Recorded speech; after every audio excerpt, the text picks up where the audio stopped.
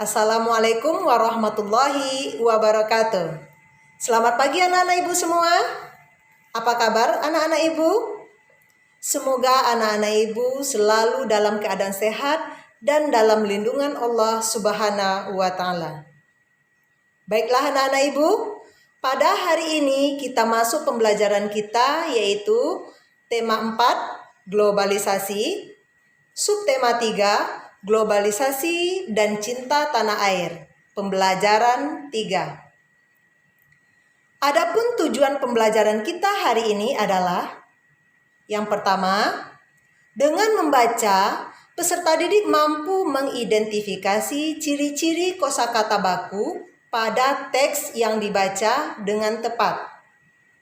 Yang kedua, dengan membaca, peserta didik mampu melengkapi teks eksplanasi yang rumpang yang dibaca dengan menggunakan kalimat efektif dan kosakata baku.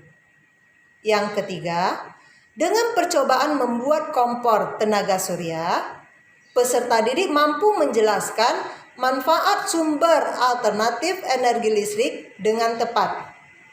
Yang keempat, dengan percobaan membuat kompor tenaga surya, peserta didik mampu menyajikan karya tentang cara melakukan penghematan energi dan usulan sumber alternatif energi listrik dengan mandiri.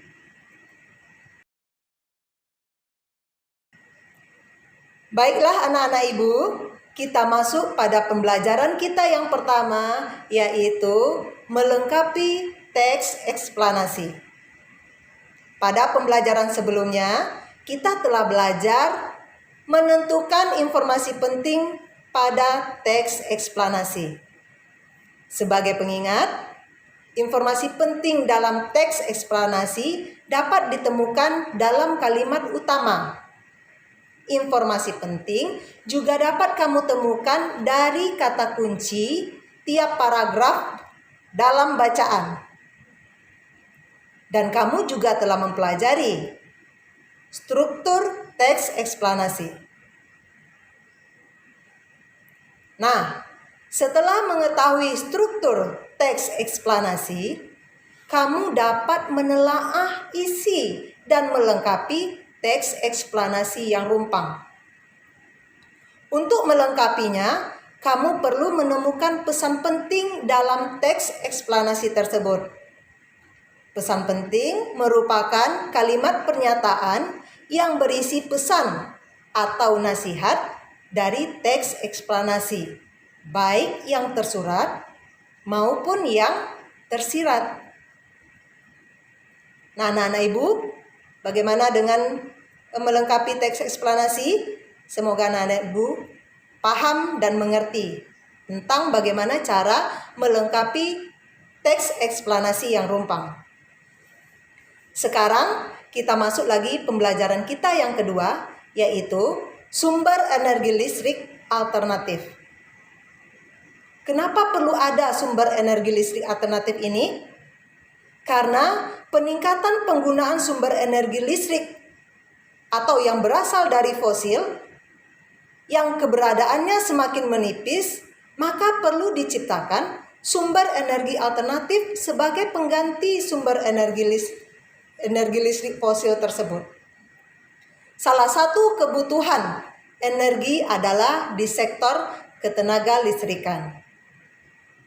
Oleh karena itu, perlu adanya sumber energi listrik alternatif yang berasal dari selain minyak bumi dan batu bara.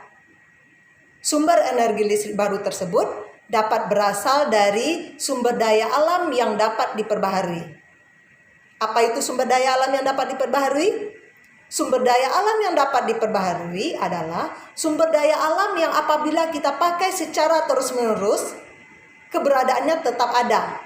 Dia tetap tersedia walaupun sudah kita pakai secara terus-menerus. Dia tidak akan habis. Serta lebih mudah dan efisien. Berikut sumber energi alternatif yang akan membantu kita menjaga keseimbangan alam. Yang pertama, energi hidroelektrik. Energi gerak air ini sebenarnya telah lama digunakan untuk menghasilkan listrik. Energi potensial yang dimiliki oleh air yang dibendung atau yang ditahan digunakan untuk menggerakkan turbin atau generator sehingga mampu menghasilkan listrik. Yang kedua, energi matahari. Pembangkit listrik tenaga matahari menggunakan serangkaian sel fotovoltaik. Tempat sinar matahari diubah menjadi listrik. Yang ketiga, energi angin. Nah, untuk energi angin ini merupakan energi alternatif yang efektif untuk daerah-daerah yang kecepatan aliran anginnya konstan, seperti di pantai ataupun di puncak perbukitan. Yang keempat, energi biomasa. Energi biomasa adalah energi yang dikembangkan dari limbah berbagai aktivitas manusia dan hewan.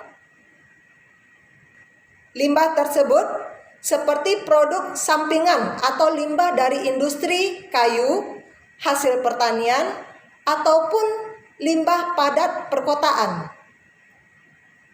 Yang kelima, energi panas bumi.